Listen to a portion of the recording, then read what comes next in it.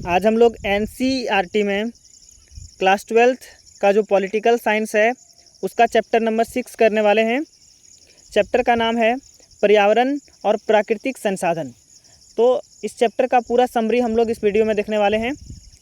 तो पहला जो टॉपिक है इसमें पर्यावरण के बारे में जानेंगे, ठीक है, कि पर्यावरण आखिर कहते किसको है। तो पर्यावरण जो है वो दो वर्ड से मिलकर के बना है, दो शब्दों से मिलकर के बना है, एक परि और एक आवरण। परि का मतलब है चारों ओर, ठीक है, और आवरण का मतलब होता है घेरा, ठीक है। तो वह प्राकृतिक आवरण जो पृथ्वी को चारों ओर से घेरे हुए हैं, जिसमें वनस्पति और जीव जंतु निवास करते हैं, उसको हम लोग क्या कहेंगे? पर्यावरण कहेंगे। बहुत आसान शब्द में लिखा हुआ है, फिर से समझिएगा कि पर्यावरण दो शब्दों से मिलकर के बना है, एक परि और दूसरा क्या है आपका? आवरण। परि का मतलब है चारों ओर और आवरण का मतलब है घेरा। इसका मतलब ये एक प्राकृतिक आवरण है जो हमारे चारों ओर से घिरा हुआ है, जिसमें वनस्पति और जीव जंतु क्या करते हैं? निवास करते हैं। उसको हम लोग क्या कहते हैं? पर्यावरण कहते हैं।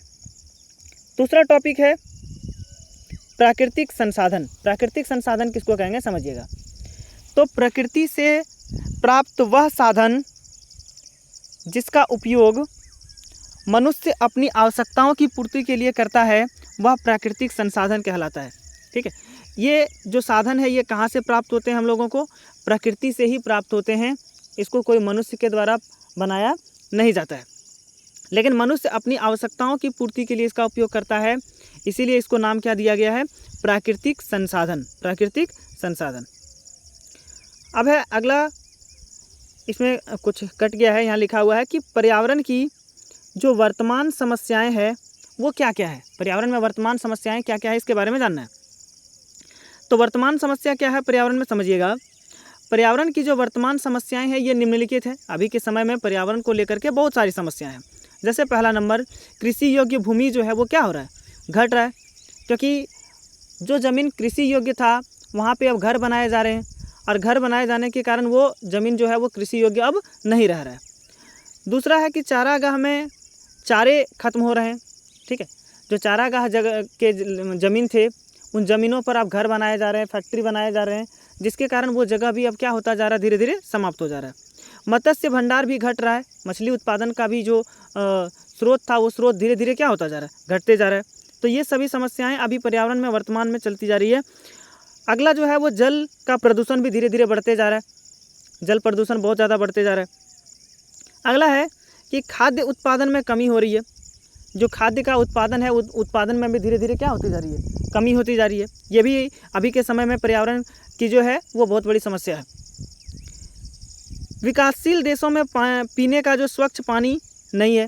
जो विकासशील देश हैं वहाँ पर ज़्यादा फैक्ट्री वगैरह होने के कारण, ज़्यादा पानी का उपयोग होने के कारण वो पानी धीरे धीरे, या जो स्वच्छ पानी है वो पीने योग्य धीरे धीरे क्या होते जा रहा है? कमते जा रहा है। वनों की अंधाधुंध कटाई हो रही है। जंगलों की अंधाधुंध कटाई हो रही है, और जंगलों की कटाई होने के कारण जो जलवायु परिवर्तन है वो भी बहुत ज़्यादा देखने को मिल रहा है, ठीक है। ओजोन परत की मोटाई में भी कमी हो रही है। ओजोन परत क्या है आगे आपको बताएंगे, ठीक है, ग्लोबल वार्मिंग में। तो ये सभी समस्याएं जो है प्रकृति में वर्तमान समय में देखने को मिल रहा है, ठीक है। अगला जो टॉपिक है वो टॉपिक है लिमिट्स टू ग्रोथ नामक पुस्तक कब और किसने लिखी, और इसमें क्या कहा गया? ये MCQ क्वेश्चन में पूछा जाता है कि लिमिट्स टू ग्रोथ नामक पुस्तक कब और किसने लिखी। तो एक विद्वान थे, समूह ऑफ क्लब ऑफ रोम 1972 में लिमिट्स टू ग्रोथ नामक पुस्तक को क्या किया था? लिखा था। क्लब ऑफ रोम, ठीक है, याद रखिएगा, क्लब ऑफ रोम उसका नाम था, और 1972 में लिमिट्स टू ग्रोथ नामक पुस्तक को लिखा था इसने। और इस पुस्तक में बताया गया था कि जिस प्रकार से दुनिया में जनसंख्या बढ़ रही है उसी प्रकार संसाधन क्या होते जाएंगे? कम होते जाएंगे। ये इस बुक में लिखा गया है, इस किताब में लिखा गया है। और इसको किसने लिखा था? क्लब ऑफ रोम ने। और कब लिखा था? 1972 में। इसको याद रखिएगा। आगे देखिए, अगला टॉपिक है रियो सम्मेलन या इसी को बोलते हैं पृथ्वी सम्मेलन या अर्थ समिट, ये कब और कहाँ हुआ था, इसके बारे में जानना है। ये क्वेश्चन बहुत ज़्यादा इंपॉर्टेंट है, बहुत ही बार पूछा गया है, ठीक है। इसको बारीकी से किससे समझिएगा, ठीक है। तो 1992 में रियो सम्मेलन ब्राज़ील के रियो डी जेनेरियो में हुआ था। रियो सम्मेलन कहाँ हुआ था? ब्राज़ील के रियो डी जेनेरियो में हुआ था, इसीलिए इसको नाम क्या दे दिया गया है? रियो सम्मेलन, ठीक है। इस सम्मेलन में 170 देश तथा हजारों स्वयंसेवी संगठन और बहुराष्ट्र कंपनियों ने भाग लिया और पर्यावरण के मुद्दे को उठाया गया। इसका मतलब अब इस सम्मेलन में जो पर्यावरण का मुद्दा था उसको राजनीतिक मुद्दा बना करके लाया गया, पर्यावरण के मुद्दे को रियो सम्मेलन में। रियो सम्मेलन में यह बात खुलकर सामने आ गई थी कि उत्तरी और दक्षिणी गोलार्ध के देश के सामने अलग अलग समस्याएं और चुनौतियां हैं, ठीक। दोनों गोलार्ध में अलग अलग समस्याएं हैं, उत्तरी गोलार्ध में भी और दक्षिणी गोलार्ध में। अब उत्तरी गोलार्ध के देशों की मुख्य चिंता क्या थी? Global warming. और दक्षिणी गोलार्ध की मुख्य चिंता क्या थी? आर्थिक विकास, गरीबी, इन सभी चीज़ों का समस्या था। तो ये सारी बातें किस में कही गई थी? रियो सम्मेलन में, या इसी को एक और नाम से जाना जाता है क्या? पृथ्वी सम्मेलन, ठीक। इसका नाम रियो सम्मेलन क्यों पड़ा? क्योंकि ये जो सम्मेलन है वो ब्राज़ील के रियो डी जेनेरियो में हुआ था, इसीलिए इसको नाम क्या दे दिया गया था? रियो सम्मेलन। और ये कब हुआ था? 1992 में हुआ था, जिसमें 170 देश शामिल थे और हजारों स्वयंसेवी संगठन शामिल थे। और इसमें पर्यावरण के मुद्दे को उठाया गया था। और इसमें जो उत्तरी गोलार्ध है और दक्षिणी गोलार्ध है, इन दोनों देशों की समस्याएं और चुनौतियां क्या थी? अलग अलग थी। इसको बोला गया इसमें। अब इसके बाद आता है एजेंडा 21 क्या है, इसके बारे में समझना है। एजेंडा 21 में कहा गया कि विकास का तरीका ऐसा हो जिससे पर्यावरण को नुकसान ना पहुँचे, इसे टिकाऊ विकास भी कहा गया। इसमें साफ साफ कहा गया कि पर्यावरण को बिना नुकसान पहुंचाए हुए हमको क्या करना है?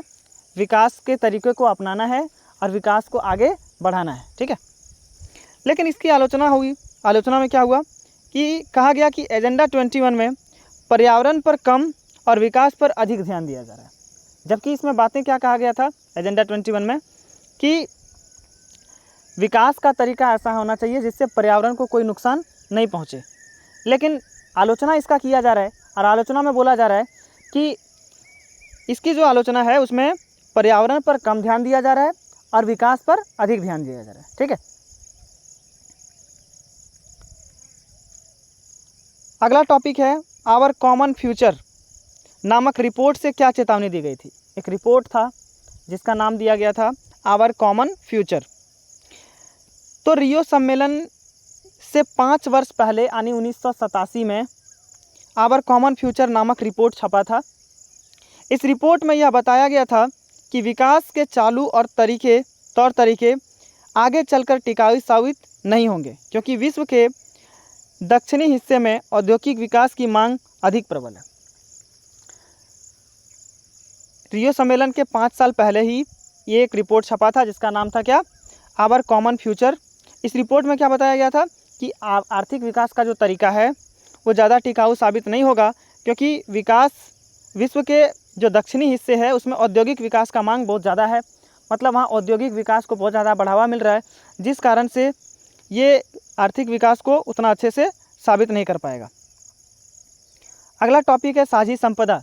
ये टॉपिक भी बहुत ज़्यादा इंपॉर्टेंट है, ये भी पूछा जाता है। साझी संपदा किसको कहते हैं? बहुत छोटा सा वर्ड है कि वैसा संपत्ति जिस पर किसी एक व्यक्ति का अधिकार नहीं हो उसको हम लोग क्या कहेंगे? साझी संपदा कहेंगे, ठीक है।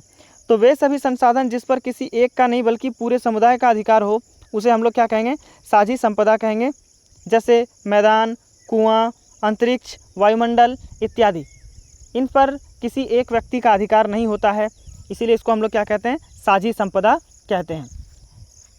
अगला जो टॉपिक है वैश्विक संपदा या मानवता की साझी विरासत क्या है, समझिएगा। वैश्विक संपदा मतलब जो किसी एक का भी संपत्ति नहीं हो, ठीक, जिस पर किसी एक देश का अधिकार नहीं हो। तो विश्व के कुछ हिस्से और क्षेत्र एक देश के क्षेत्र अधिकार से बाहर होते हैं। कुछ ऐसा क्षेत्र होता है, कुछ ऐसा हिस्सा होता है जो किसी एक देश के क्षेत्र अधिकार से क्या होता है? वो बाहर होता है। मतलब उस पर बहुत सारे देशों का अधिकार होता है, इसीलिए इसका रखरखाव अंतर्राष्ट्रीय समुदाय के द्वारा किया जाता है। अब उसका जो रखरखाव होगा कोई एक देश का तो नहीं होगा, बहुत सारे देश मिल करके उसका रखरखाव करेंगे। ठीक है, इन्हें वैश्विक संपदा कहते हैं। इसको क्या कहते हैं? वैश्विक संपदा या मानवता की साझी विरासत भी इसको कहा जाता है। आगे ध्यान दीजिए। अब जो साझी परंतु अलग अलग जिम्मेदारी क्या है? साझी संपदा तो है लेकिन उसकी अलग अलग जिम्मेदारी क्या है समझिएगा। पर्यावरण को लेकर उत्तरी और दक्षिणी गोलार्ध के देशों का रवैया अलग अलग है। ठीक, क्योंकि जो उत्तरी गोलार्ध है उसमें विकसित देश हैं और जो दक्षिणी गोलार्ध है वो उसमें क्या है? विकासशील देश हैं। इस बात को भी याद रखिएगा कि उत्तरी गोलार्ध में विकसित देश हैं और दक्षिणी गोलार्ध में क्या है? विकासशील देश हैं। तो जो विकसित देश हैं वहाँ का पर्यावरण को लेकर के अलग चुनौती है या कह सकते हैं कि अलग सोच है, और दक्षिणी गोलार्ध में पर्यावरण को लेकर के अलग सोच है। तो उत्तरी गोलार्ध के विकसित देश पर्यावरण को लेकर उसी रूप में चर्चा करना चाहते हैं जिस दशा में आज पर्यावरण मौजूद है। लेकिन पर्यावरण को सबसे अधिक नुकसान पहुंचाया किसने? विकसित देशों ने ही, यानी उत्तरी गोलार्ध ने। लेकिन ये इनका कहना है कि अभी वर्तमान स्थिति में पर्यावरण का जो हाल है उसी पर हम लोग चर्चा करेंगे, पहले क्या हुआ था उसके बारे में चर्चा हम लोग नहीं करेंगे। लेकिन यह देश चाहते हैं कि पर्यावरण संरक्षण में हर देश बराबर की हिस्सेदारी निभाए।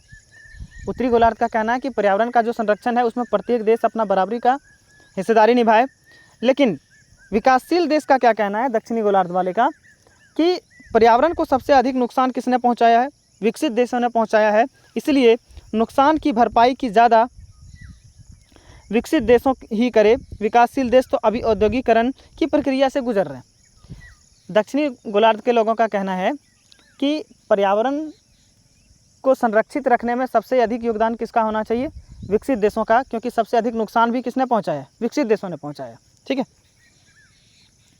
अगला टॉपिक है क्योटो प्रोटोकॉल। ये टॉपिक भी बहुत ज़्यादा इंपॉर्टेंट है, इसको याद रखिएगा।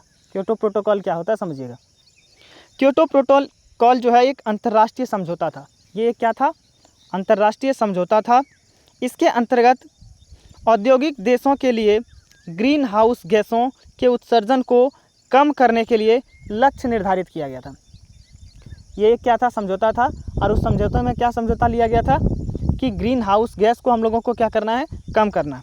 और ये जो ग्रीन हाउस गैस है ये क्या क्या है? मीथेन है, कार्बन डाइऑक्साइड है, क्लोरोफ्लोरोकार्बन है और अन्य गैस भी इसमें शामिल है।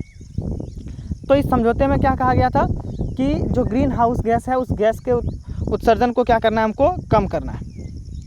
ऐसा माना जाता है कि ग्लोबल वार्मिंग को बढ़ाने में इनकी भूमिका बहुत ज़्यादा है। ठीक है, याद रखिएगा कि ग्लोबल वार्मिंग को बढ़ाने में ग्रीन हाउस गैस का एक महत्वपूर्ण योगदान है, उनका बहुत बड़ा योगदान है। इसीलिए उसको कम करने का बात कहा गया था।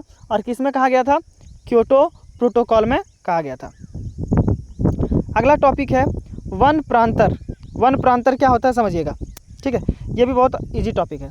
ये भी पर्यावरण को संरक्षित रखने का ही एक तरीका है, एक उपाय है जो अलग अलग जगहों पर अलग अलग नाम से क्या किया जाता है? जाना जाता है। वनों के कुछ हिस्से को पवित्र मानकर उन्हें काटा नहीं जाता है। ठीक है, हमारे गांव घर में भी देखा जाता है कि कुछ पेड़ ऐसे होते हैं जिनमें माना जाता है कि इनमें देवी देवताओं का क्या है? वास होता है और उसको काटा नहीं जाता है। इन स्थानों पर देवी देवताओं का वास होता है और इन्हें वन प्रांतर कहा जाता है। वन प्रांतर को अलग अलग राज्यों में अलग अलग नाम से जाना जाता है। याद रखिएगा, ये भी पर्यावरण को संरक्षित रखने का ही एक तरीका है जिसको हम लोग क्या बोलते हैं? वन प्रांतर। क्या कहते हैं? वन प्रांतर कहते हैं। अगला है पर्यावरण के मसले पर भारत का पक्ष। ठीक, पर्यावरण का अगर बात आएगा तो उसमें भारत का पक्ष क्या है समझिएगा। भारत ने 2002 में क्योटो प्रोटोकॉल पर हस्ताक्षर किया। भारत ने कब इस पर हस्ताक्षर किया था? 2002 में। ठीक है, क्योटो प्रोटोकॉल पर हस्ताक्षर किया। लेकिन उस समय भारत और चीन जो है उतने औद्योगिकरण में आगे नहीं थे। ठीक, उतनी फैक्ट्रियां यहाँ नहीं थी और ये लोग ज़्यादा ग्रीन हाउस गैस को उत्सर्जित नहीं करते थे। भारत का कहना है कि ग्रीन हाउस गैसों को के कम करने में सबसे अधिक जिम्मेदारी किसकी होनी चाहिए? विकसित देशों की होनी चाहिए, क्योंकि विकसित देश ही सबसे अधिक पर्यावरण को क्या किए? प्रदूषित किए हैं। ठीक है, अब पर्यावरण को संरक्षित करने में भी सबसे अधिक योगदान किसका होना चाहिए? विकसित देशों का ही होना चाहिए। अगला टॉपिक है मूलवासी। मूलवासी किसको कहते हैं समझिएगा, ठीक है। तो मूलवासी ऐसे लोगों को कहा जाता है जो एक स्थान पर कई सालों से रहते हो, फिर किसी दूसरे देश के जाति या धर्म के लोग यहाँ आए और इन लोगों को अपना क्या कर लिया, गुलाम बना लिया। मतलब मूलवासी किसको कहेंगे, मान लीजिए किसी जगह पर कोई व्यक्ति बहुत सालों से रहते आ रहा है, लेकिन वहाँ कोई दूसरे जाति या धर्म के लोग आए और उसको अपना क्या कर लिया, गुलाम बना लिया, तो वो व्यक्ति अब क्या कहलाएगा, मूलवासी कहलाएगा। मूलवासी आज भी अपनी संस्कृति परंपरा के अनुसार रहते हैं। यह दुनिया के अलग अलग हिस्सों में पाए जाते हैं। मूलवासी जो हैं वो अपनी संस्कृति अपनी परंपरा को अपनाए रखते हैं, ठीक है, और ये दुनिया के अलग अलग हिस्सों में पाए जाते हैं, परंतु इसका रहन सहन संस्कृति परंपरा में कुछ समानता है, कुछ ना कुछ समानताएं देखने को मिलेगा इसका रहन सहन में। जितने भी मूलवासी हैं सभी मूलवासियों का रहन सहन में हो या इसकी संस्कृति हो या इसका परंपरा हो, उसमें कुछ ना कुछ आपको समानता देखने को मिलेगा। यह अपनी परंपरा को बहुत ज़्यादा महत्व देते हैं, ठीक है। अगला टॉपिक है मूलवासी के आंकड़े, कहाँ पर कितने मूलवासी पाए जाते हैं, इनका आंकड़ा लिखा हुआ है कि विश्व में 30 करोड़ लगभग 30 करोड़ मूलवासी हैं। विश्व में लगभग कितने मूलवासी हैं, 30 करोड़ मूलवासी हैं, जिसमें फिलीपींस में 20 लाख, चिले मापुसे में कितना है 10 लाख, बांग्लादेश में 6 लाख, उत्तरी अमेरिका में 3,50,000 और उत्तरी सोवियत में कितने हैं 10 लाख हैं।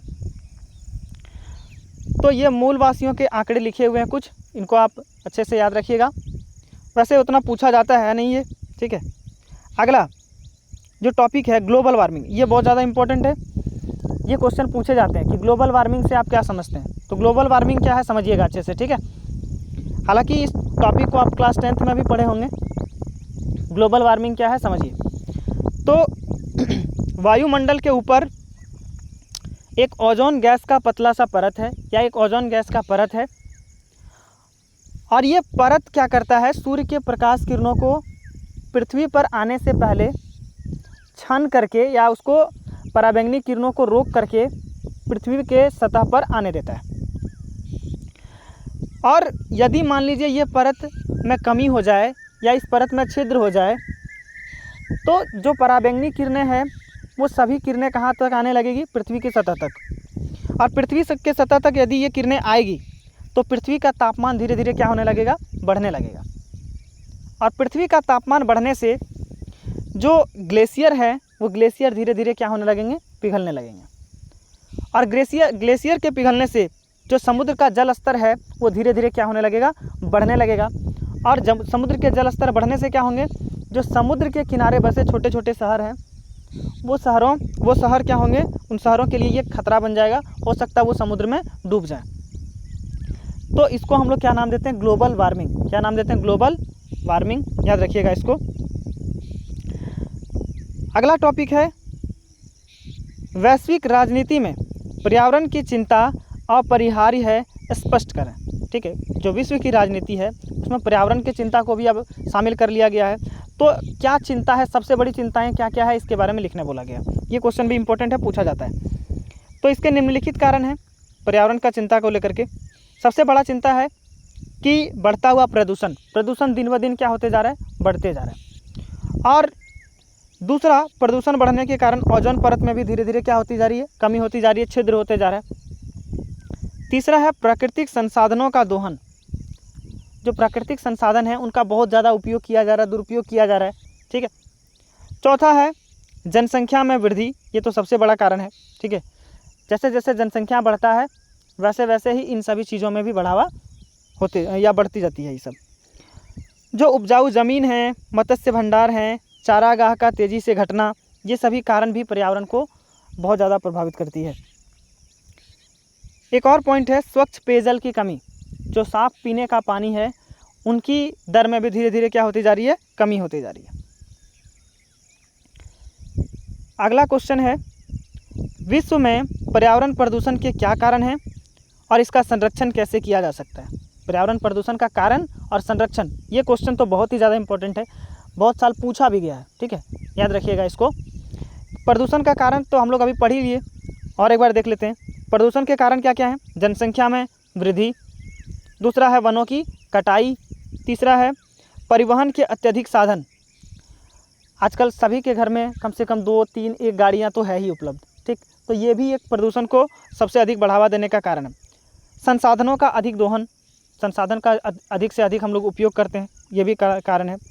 औद्योगिकरण को बढ़ावा, फैक्ट्री वगैरह को हम लोग ज़्यादा बढ़ावा दे रहे हैं अभी के समय में, जिस कारण से क्या हो रहा है, प्रदूषण धीरे धीरे बढ़ते जा रहा है। ये एक ही क्वेश्चन है दोनों स्लाइड में, ठीक है, याद रखिएगा। यहाँ उपाय लिखा गया है, यहाँ कारण लिखा गया है, ठीक है। संरक्षण के क्या क्या उपाय हैं समझिए। तो सबसे पहले अगर हम लोग जनसंख्या पर नियंत्रित करते हैं तो जनसंख्या नियंत्रित होने से बहुत सारे प्रदूषण भी क्या होंगे, नियंत्रित हो जाएंगे। दूसरा है वन संरक्षण, अगर वनों को हम लोग अच्छे से बचा के रखेंगे, अधिक से अधिक संख्या में हम लोग क्या करेंगे, पेड़ लगाएंगे, तो प्रदूषण को कम किया जा सकता है। तीसरा है अंतर्राष्ट्रीय सहयोग, क्योंकि किसी एक देश से ये संभव नहीं हो सकता है, इसमें आपको अंतर्राष्ट्रीय सहयोग लेना पड़ेगा, अलग अलग देशों को भी ये जिम्मेदारी निभाना होगा, तभी ये हो सकता है। प्राकृतिक संसाधनों का संतुलित उपयोग, अगर प्राकृतिक संसाधन का संतुलित रूप से उपयोग करेंगे तो वो लंबे समय तक रहेगा, जल्दी से ख़त्म नहीं होगा। परिवहन के सार्वजनिक साधनों का प्रयोग, अगर एक जगह से दूसरी जगह जाना है तो सार्वजनिक साधन का उपयोग करेंगे, जैसे बस हो गया, ट्रेन हो गया, अगर इन सभी चीज़ों का उपयोग करते हैं तो प्रदूषण में धीरे धीरे क्या हो जाएगा, कमी हो जाएगा। बस आज इतना ही, ये पूरा चैप्टर का समरी ख़त्म हो गया। अगला जो वीडियो लाएंगे उसमें पूरा MCQ ख़त्म कर देंगे, ठीक है। अगर वीडियो अच्छा लगा है तो शेयर कर दीजिएगा।